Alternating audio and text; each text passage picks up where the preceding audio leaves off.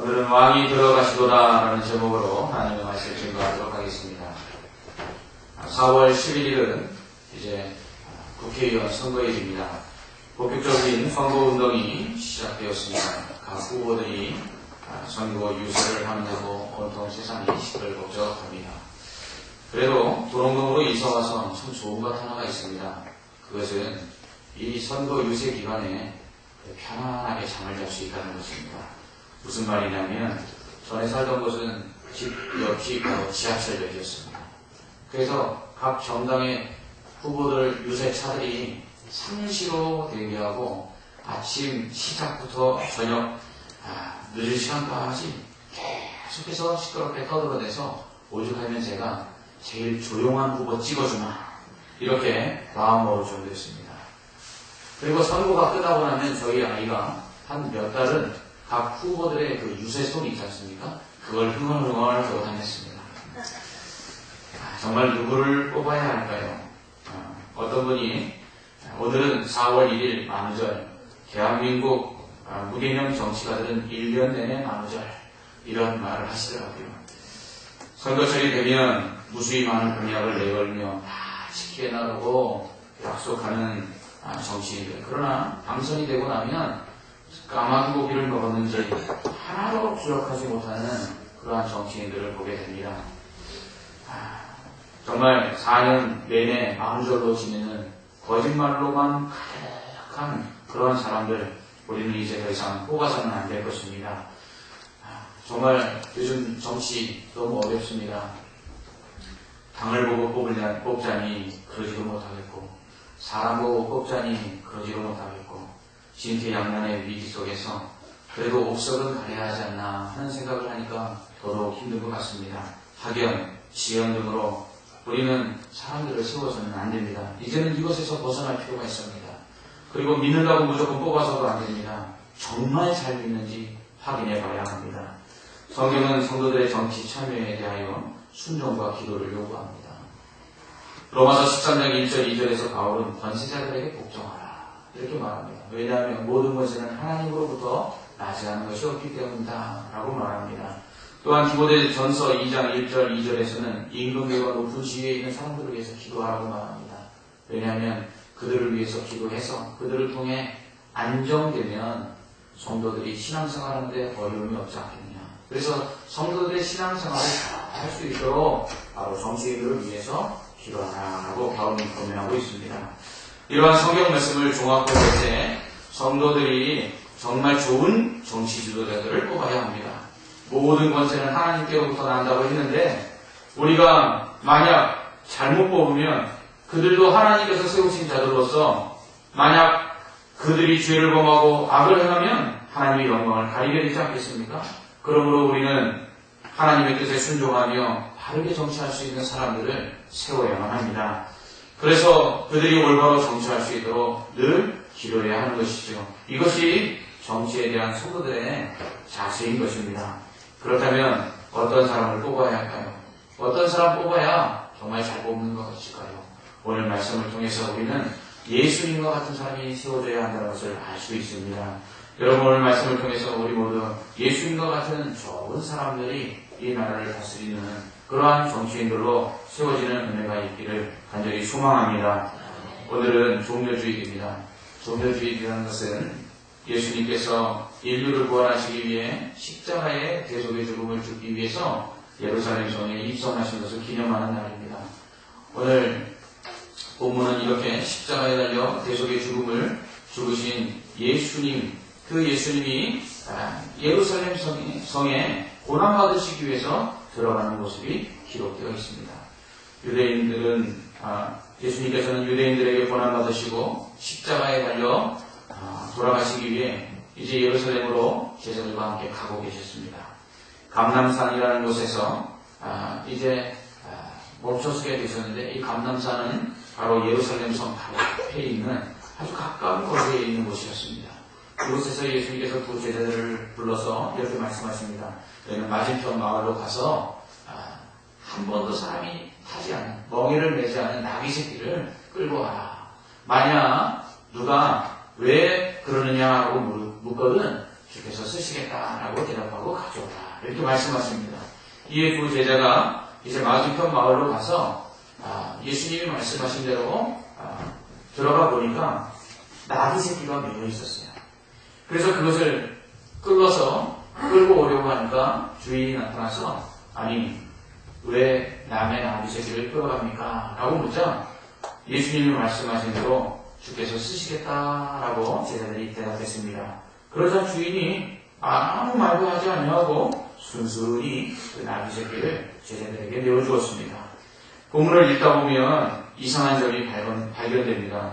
첫째는 예수님께서 값을 지불하지 아니하고 나귀 새끼를 그냥 끌어오라고 하셨다는 것입니다. 두 번째로는요, 예수님 말씀대로 나귀 새끼를 끌어올 때 주인들이 돈도 내지 아니하였는데 그냥 주께서 쓰시겠다는 그 말에 순순히 나귀 새끼를 가져가게 했다는 점입니다. 예수님께서는 왜 나귀 새끼를 끌어올 때 돈을 내지 않았을까요? 그리고 주인들은 왜 돈도 내지 아니하고 끌어가는 이 나귀 새끼를 순순히 그냥 예수님의 제자들에게 내어주는 것일까요? 여기서 우리는 예수님이 누구신가를 알 수 있습니다. 예수님은 왕이시기 때문에 그렇습니다. 왕은 자신이 원하는 것은 무엇이든지 취할 수 있습니다. 그래서 왕이신 예수님께서 나귀 새끼를 끌어오면서 그 주인이 왜 가져갑니까? 했을 때 주께서 쓰시겠다, 왕께서 쓰시겠다라고 말하자 순순히 그 나귀 새끼를 예수님의 제자들에게 주인이 내어준 것입니다. 예수님은 이처럼 자신이 원하는 것은 무엇이든지 하실 수 있는 왕이십니다. 예수님은 그분이 원하시면 우리가 그분이 원하시는 모든 것들을 드려야만 하는 절대적인 왕이십니다. 주님이 원하시면 우리의 생명마저도 우리는 주님께 드려야만 합니다. 우리가 가진 모든 것은 또 한편으로는 왕 되신 주님께서 우리에게 허락하신 선물들이기 때문에 그렇습니다. 이처럼 주님이 원하시면 우리는 모든 것을 다 드려야 되고 주님이 말씀하시면 그 말씀에 순종해야 되는 주님은 진정한 왕이십니다. 주님은 온 세상 만물뿐만 아니라 온 우주를 다스리시는 왕이십니다. 그분은 피조세계뿐만 아니라 영적인 세계까지도 다스리시는 왕이십니다. 그렇기 때문에 그 예수님 앞에 귀신들도 벌벌벌 떨었던 것입니다. 그러나 예수님은 겸손한 왕이셨습니다. 온 우주를 통치하시고 다스리시는 예수님께서 왜 나귀 새끼를 끌고 오라고 하셨을까요? 그것을 타고 예루살렘 성에 들어가시기 위함이었습니다. 원래 왕은 나귀를 타지 않습니다. 왕은 말을 탑니다. 그런데 세상의 임금도 아닌 온 우주의 왕이신 예수님께서 하필이면 나귀도 아닌 나귀 새끼를 타신 것일까요? 멍에를 매지 않은 나귀 새끼라는 것은 아주 어린 나귀를 의미합니다. 하필이면 왕이신 예수님께서 말도 아닌 나귀도 아닌 아이들이나 타는 그런 나귀 새끼를 타고 왜 예루살렘 성에 들어가신 것일까요? 그것은 예수님께서 겸손하셨기 때문에 그렇습니다. 예수님은 겸손한 왕이셨습니다. 예수님께서 나귀 새끼를 타고 예루살렘 성에 입성하실 것은요, 이미 500년 전 스가랴라는 선지자에 의해서 예언되었습니다. 스가랴 9장 9절에 보면 이렇게 기록되어 있습니다. 시온에 따라 크게 기뻐할지어다. 예루살렘에 따라 즐거이 부를지어다. 보라 내 왕이 내게 임하시나니 그는 공의로우시며 구원을 베푸시며 겸손하여서 나귀를 타시나니 나귀의 작은 것 곧 나귀 새끼니라. 아멘. 예수님께서 나귀 새끼를 타고 예루살렘에 들어가신 것은 겸손하셨기 때문입니다. 예수님은 빌립보 2장 6절에서의 말씀처럼 하나님과 동등되신 분이었습니다. 하나님은 삼위일체 하나님이십니다. 성부 하나님이 계시고요, 성자 예수님이 계시고요, 성령님이 계십니다. 그런데 이 각각의 삼위는요, 동등하신 분들입니다. 존재와 능력에 있어서 차이가 없는 분들입니다. 그런데 성자 예수님께서 성부 하나님과 동등되신 분임에도 불구하고 그 동등됨을 포기하시고 이 낮고 천한 이 땅에 인간, 당신이 만드셨던 그 범죄한 인간의 모습으로 이 땅에 오셨다는 것입니다. 그분이 이 땅에 오셔서 겸손히 하나님 아버지 곧 성부의 뜻에 따라 십자가에 달려 죽으셨습니다. 곧 성부께 순종하신 것입니다. 예수님이 나귀를 타고 입성하신 것은 그분의 겸손함을 나타내는 것이며 그분의 겸손함은 곧 성부께 순종하기 위한 겸손함이었다는 것입니다. 성부께서 심판받아 마땅한 인간들, 곧 죄인들을 심판하셔야 함에도 불구하고 너무나 사랑하셔서 그들을 구원하시기 위해서 구원의 계획을 세우셨습니다. 그 구원 계획에 따라서 하나밖에 없는 아들 독생자 예수가 십자가에 달려 죽으셔야만 했는데, 그 예수께서 죽기 위해선 이 땅에 인간의 모습으로 오셔야만 했습니다. 하나님이신 그분이 자신이 지은 피조물이 되신 것입니다. 하나님이신 그분이 영원하신 죽을 수 없는 불멸의 존재가 인간이 되어 십자가에서 죽으신 것입니다. 왜요? 겸손하셨기 때문에 그렇습니다. 주님이 겸손하지 않으셨다면 우리는 죄를 용서받을 수가 없습니다. 주님이 겸손하지 않으셨다면 우리는 구원을 받을 수가 없습니다. 주님께서 겸손하게 십자가에 달려 죽으셨기 때문에, 주님께서 겸손하게 성부께 복종하셨기 때문에 우리는 죄를 사함받고 영생을 얻게 된 것입니다. 또한 예수님은 나귀 새끼를 타심으로 우리에게 겸손이 무엇인지를 보여주셨습니다. 우리는 하나님 앞에서 겸손해야 합니다. 겸손해야 순종할 수 있습니다. 여러분, 이스라엘 백성이 저주를 받아 멸망한 이유가 무엇이죠? 그것은 그들이 하나님 앞에서 교만했기 때문에 그렇습니다. 이스라엘 백성에게 별명이 있는데요, 그것은 목이 곧은 백성입니다. 목이 곧은 백성이라는 뜻이 무엇입니까? 목이보다 숙일 줄 모른다는 것입니다. 그들을 구원하신 하나님 앞에서도 목을 굽히지 못하고 조아려 하나님께 순종하지 못하는 백성이었습니다. 결국 이렇게 겸손하지 못하고 교만한 백성들 하나님 앞에서 멸망을 받은 것입니다. 그러므로 하나님의 백성은 겸손해야 합니다. 겸손히 하나님의 말씀에 순종해야 합니다. 순종할 때에 하나님의 놀라운 은혜가 우리 안에 임하는 줄 믿습니다. 여러분, 하나님께 순종치 않는 것이 가장 큰 교만입니다. 하나님의 말씀에 불순종하는 것, 이것은 스스로를 하나님보다 높이는 것입니다. 나는 하나님의 말에 순종할 필요가 없어. 그래서 불순종하는 것입니다. 아담과 하와가 왜 선악과를 따먹었죠? 선악과를 따먹은 이유는 하나입니다. 하나님처럼 되고 싶어서.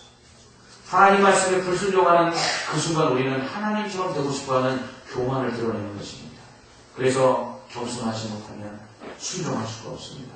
하나님의 말씀이 어떠한 것이든지 우리가 그 말씀에 순종할 때에 우리는 하나님 앞에서 겸손한 자라 인정을 받는 것입니다. 예수님은 죽음마저도 순종하심으로 겸손을 보여주셨습니다. 우리에게 주님은 이처럼 겸손함을 보여주시기 위해서 나귀 새끼를 타고 십자가에서 죽으신 것입니다. 세상의 정치인들 역시 주님처럼 겸손했으면 합니다. 자기를 높이는 자들이 아니라 자신을 낮추는 자들이 되어 주님이 보여주신 섬김의 자세로 국민들을 섬겼으면 좋겠습니다.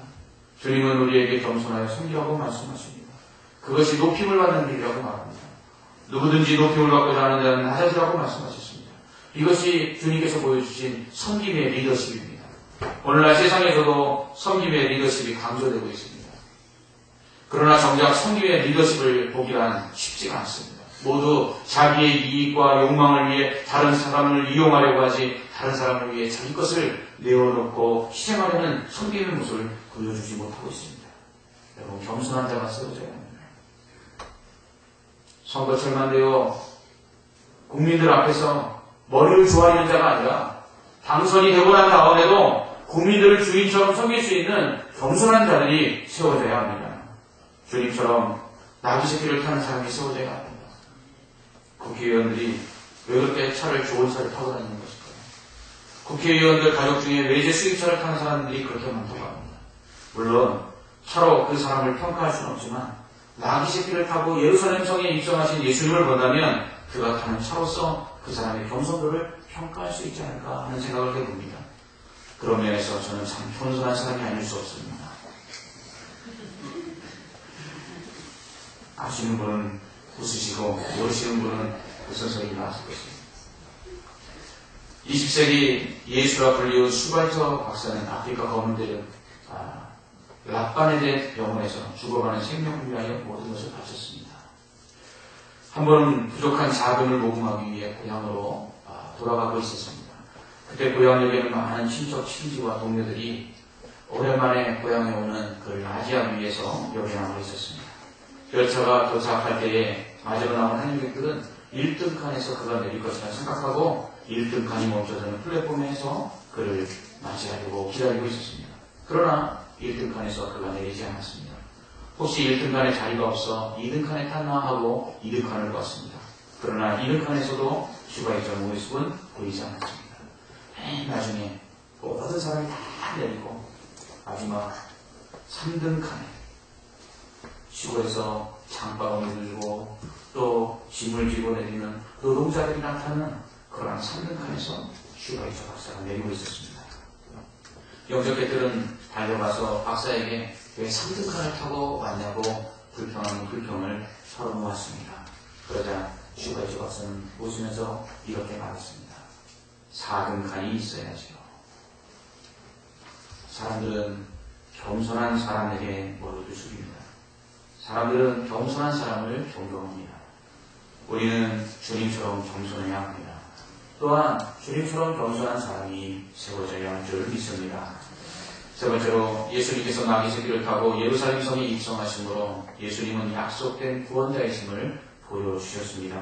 스가랴 9장 9절에서 나귀를 타고 예수님이 입성하실 것을 예언한 것처럼 예수님은 탄생부터 그리고 그의 일생과 그리고 죽으심까지 그리고 다시 부활하심까지 모두 다 예언되어 있었습니다. 예수님께서 처녀에게서 태어나실 것, 다윗의 후손으로 태어나실 것, 그리고 그가 애굽에 내려가실 것, 그리고 사람들에게 멸시를 받을 것, 그리고 사랑하는 이들로부터 배신을 당할 것, 그리고 십자가의 죽음과 장사대, 그리고 3일 만에 부활하실 것까지 예수님은 모두 예언된 대로 이 땅에 오셔서 그렇게 살다가 그렇게 고난을 받으시고 우리를 구원하셨습니다. 여러분, 자신의 삶이 고난과 배신 그리고 죽음으로 끝날 것을 알면서도 그 생을 살아가야 한다면 그 사람의 인생은 얼마나 비참하겠습니까? 예수님은 그러나 그의 삶이 어떻게 끝날지 그리고 그가 겪어야 될 삶의 고난이 얼마나 큰지를 이미 예언된 대로 그가 가야 된다는 것을 알았기 때문에 많이 힘들고 어려웠을 것입니다. 그러나 그럼에도 주님은 그 죽음의 길을, 그 고난의 길을, 그 예언된 길을 복종하고 순종하며 걸어가셨습니다. 그것이 우리를 구원하셨습니다. 하나님은 죄를 범함으로 말미암아 심판을 받고 또한 영원한 지옥 선고를 받아 마땅한 죄인들을 사랑하셨습니다. 그래서 그 죄를 용서하시고 구원하시기 위해서 예수 그리스도를 보내 우리를 구원하실 것을 약속하셨습니다. 이 약속하신 대로 예수님은 이 땅에 오셔서 우리를 위해 고난받으시고 십자가에 죽으신 것입니다. 이스라엘 사람들은요, 이 구원자, 이 약속된 메시아를 기다렸습니다. 그들이 메시아라고 부른 이유는요, 메시아란 히브리어로 기름 부음을 받은 자라는 뜻입니다. 신약에서 예수를 그리스도라고 부르는데 그리스도라는 뜻도 그리스도로 기름 부음 받은 자라는 뜻입니다. 그러므로 메시아나 그리스도나 같은 뜻인데 결국 기름 부음을 받은 자라는 뜻이죠. 성경에 보면 이스라엘 백성은요, 세 가지 직분을 임명할 때에 기름을 부었습니다. 왕에게 기름을 부었고요, 제사장에게 기름을 부었고요, 선지자에게 기름을 부었습니다. 곧 예수님은 이 땅에 오셔서 선지자로 오셨고 또한 이 땅에 오셔서 제사장으로 오셨고 이 땅에 오셔서 왕으로 오신 것입니다. 성경은 모세와 같은 선지자가 태어날 것이다라고 예언했습니다. 바로 모세와 같이 능력으로 이스라엘 백성을 구원할 선지자가 바로 예수님이셨습니다. 또한 성경은 다윗과 같은 왕이 태어날 것이라고 말했습니다. 그래서 예수님은 다윗의 가문에서 태어나 그 왕으로서 이 땅에 오셔서 모든 사탄의 세력을 이기시고 죄로부터 우리를 건져내 주신 것입니다. 하나님은 다윗에게 약속하셨습니다. 내 집과 내 나라가 내 앞에서 영원히 보존되고 내 왕위가 견고히 서리라. 이 다윗에게 하신 약속대로 바로 하나님은 다윗의 가문에서 예수님이 태어나게 하셨고 그 영원하신 왕 예수 그리스도로 말미암아 다윗의 왕위가 영원하겠다고 말씀하신 약속을 지켜주신 것입니다. 이렇게 왕으로 오신 예수님은 약속을 이루셨습니다. 그 약속대로 오신 예수님은 세상의 모든 악을 이기셨습니다. 사탄의 세력을 이기셨습니다. 죽음으로부터 우리를 건져내 주셨습니다. 그러므로 우리를 구원하셨죠. 고대 왕들은 대적으로부터 백성을 위하여 목숨 걸고 나가 전쟁에서 싸웠습니다. 왕이신 예수님은 우리를 죄로부터 구원하시고 사탄의 그 손 아래서 건져내시기 위하여 생명을 내어주시고 이 땅에 오셔서 우리를 건져내 주신 것입니다. 이번 선거에서 정말 예수님처럼 자기 생명을 국민을 위해 내어줄 수 있는 사람이 세워지기를 원합니다. 정말 목숨 걸고 불의와 싸우는 사람이 세워지기를 원합니다. 사리사욕을 채우기 위하여 뇌물을 받고 불의와 타협하는 사람이 아니라 정의를 위해서라면 국회의원이라는 자리에 연연하지 않고 싸우는 사람이 뽑히기를 원합니다. 솔선수범하여 부정축제와 뇌물을 받고 각종 이권에 개입하는 국회의원들을 우리는 신물나게 보았습니다. 이제는 정말 희생적인 봉사정신으로 국민을 섬길 국회의원과 대통령이 세워지기를 원합니다. 주님은 자신의 생명을 내어주기 위하여 이 땅에 오신 거 아니었습니다. 이제 세워지는 권력자들과 세워지는 위정자들은 백성 위에 군림하는 자들이 아니라 주님처럼 희생하고 봉사하고 정의를 위하여 공의를 위하여 자신의 모든 것을 내려놓을 줄 아는 그러한 섬김의 사람들이 세워야 될 줄 믿습니다. 그리스 신화에 등장하는 디케라는 여신이 있습니다. 이 여신은 한 손에는 칼을 들고 있고 그 한 손에는 저울을 들고 있습니다. 이 여신의 이름은 바로 정의의 여신입니다. 정의라는 것은 무엇입니까? 저울을 가지고 그것이 공정하게 평가해서 만약 정의롭지 못한 자에게는 칼로서 심판하는 것, 이것이 바로 정의입니다. 그런데 이 정의의 여신은요, 눈이 가려져 있습니다. 왜 그럴까요? 정의를 실현하기 위하여 저울로 재듯 판단할 때에는 그 사심이나 아니면 자신의 개인적인 욕망이나 욕심이 전혀 배지 않게 공정하게 평가해야 되기 때문에 눈을 가리는 것입니다. 그의 눈에는 가족도 보이지 않는 것이고 그의 눈에는 친척도 보이지 않는 것이고 그의 눈에는 그 어떤 것도 보이지 않는 것입니다. 바로 우리 국회의원들이 이제 세워지는 대통령이 그렇게 정의를 행하기를 원합니다. 가족들의 측근들의 비리가 얼마나 비일비재하게 나타나고 있습니까? 그들이 가진 손의 저울은 공정한 저울이 아니라 자신들의 이권을 위하여 기울어지는 편향적인 저울 아닙니까? 그들의 손에 있는 칼은 무엇입니까? 정의를 위한 칼이 아니라 자신들의 정적을 숙청하고 그리고 자신들의 이권을 위하여 반대하는 자들을 제거하는 칼이 아닙니까? 이제는 정의로운 자들이 세워져야 합니다. 주님처럼 권세가 있고 능력이 있지만 그것을 이용하여 자신을 위해 사는 것이 아니라 바로 구원할 백성들을 위하여 생명을 내어주시는 주님과 같은 겸손한 자들이 그리고 또한 정직한 자들이 세워져야 될 줄 믿습니다. 마지막으로 예수님은 찬양받으시기에 합당한 왕이십니다. 그분은 평강의 왕이셨습니다. 예수님이 예루살렘에 들어왔을 때 사람들은 종려나무를 꺾어 그 가지를 길에다 깔았습니다. 그래서 오늘을 종려주의라고 부르는 것입니다. 백성들은 자신의 옷을 벗어서 주님이 가시는 그 길에 깔아드렸습니다. 이는 존경을 의미합니다. 그리고는 찬송하리로다. 주의 이름으로 오시는 왕이여 하늘에는 평하여 가장 높은 곳에는 영광이로다 라고 외쳤습니다. 마태복음에서는 백성들이 입성하시는 예수님을 향해 호산나라고 외쳤습니다.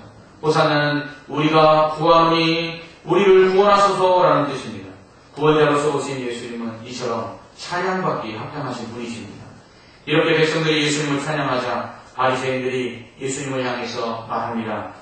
당신의 제자들, 당신을 향하여 찬송하고 외치는 사람들을 조용하게 시켜라 라고 말합니다. 그러자 예수님은 이 사람들이 침묵하면 돌들이 소리 지를 것이다 라고 말씀하시면서 바로 주님은 사람으로부터 뿐만 아니라 돌들마저도 세상 모든 피조물들마저도 찬양할 그러한 왕이심을 말씀을 하십니다. 여러분, 우리는 하나님을 높이고 또 하나님께서 보내신 주님을 찬양해야 합니다. 그분은 왕이시기 때문에 그렇습니다. 그분은 하나님이십니다. 그분은 우리에게 평화를 가져다 주시는 분이십니다. 주님은 죄로 말미암아 깨어진 우리와 하나님과의 관계를 다시 회복하셨습니다. 죄로 말미암아 깨어진 사람과 사람 관계를 회복하셨습니다. 죄로 말미암아 깨어진 피조세계와 우리와의 관계를 회복하셨습니다. 주님으로 인해 이제 평화가 이 땅에 임하고 있습니다. 이렇게 이 땅의 화평을, 이 땅의 자유를, 이 땅에 행복을 주러 오신 주님은 또한 찬양받고 영광을 받으시기에 합당하실 뿐만 아니라 우리에게 또한 화평케 하는 사명을 허락해 주셨습니다. 마태복음 5장에서 예수님은 이렇게 말씀하십니다. 화평케 하는 자는 복이 있나니 저희가 하나님의 아들이라 일컬음을 받을 것이며. 그렇습니다. 우리는 이 땅에서 주님이 보여주신 그 평화, 주님이 보여주신 그 화평, 그것을 이 땅에 이루는 자들이 되어야 합니다. 이제 더 이상 국회에서 몸싸움이 사라지기를 원합니다. 국회에서 더 이상 멱살잡이가 없어지기를 원합니다. 주님은 이 땅에 싸움이 아니라 평화를 주러 오셨습니다. 이제는 교회에서 분란이 없어지기를 원합니다. 가정에서 다툼이 사라지기를 원합니다. 부부간에 화목이 일어나기를 원합니다. 부모와 자녀간에 사랑이, 형제와 형제간에 화평이 일어나기를 원합니다. 주님은 그것을 위해서 이 땅에 오신 것입니다. 주님은 하나님과 우리 사이의 관계뿐만 아니라 사람과 사람 사이의 관계를 회복하셨습니다. 나라와 나라와 사이의 관계를 회복하셨습니다. 지역과 지역 사이의 관계를 회복하셨습니다. 더 이상 지역 감정이나 이러한 패권 다툼으로 더 이상 갈라짐과 분열이 있어서는 안 될 것입니다. 주님은 우리에게 화목케 하는 사람이 되라고 말씀하고 있습니다. 오늘 이 화목케 하는 사명을 갖고 정말 국회를 또 지역을 그리고 지방과 지방 사이의 지역 감정들을 그리고 또한 모든 이 사회 속의 불평들과 그리고 부조리로 인하여 깨어진 모든 사람들 사이에 화평을 이룰 수 있는 사람들이 위종자로 세워지는 은혜가 있기를 간절히 소망합니다. 시편 24편 7절 9절은 이렇게 말하고 있습니다. 문들아 너희 머리를 들지어다. 영원한 문들아 영광의 왕이 들어가시리로다. 영광의 왕이 누구시냐? 강하고 능한 여호와시요 전쟁에 능한 여호와시로다. 문들아 너희 머리를 들지어다. 영원한 물들아 들릴지어다. 영광의 왕이 들어가시리로다. 영광의 왕이 누구시냐? 만군의 여호와께서 곧 영광의 왕이시로다. 아멘. 그렇습니다. 우리는 이 예수님을 맞이해야 합니다. 이 영광의 왕이 우리 나라에 임하셔야 합니다. 이 영광의 왕이 우리 교회에 임하셔야 합니다. 이 영광의 왕이 우리 가정에 임하셔야 합니다. 이 영광의 왕이 우리의 삶 가운데, 우리의 마음 가운데 임하셔야 합니다. 그분이 임하셨을 때 그분은 우리를 다스리실 것입니다. 그분은 우리를 겸손히 다스리사 우리에게 겸손을 보여주실 것입니다.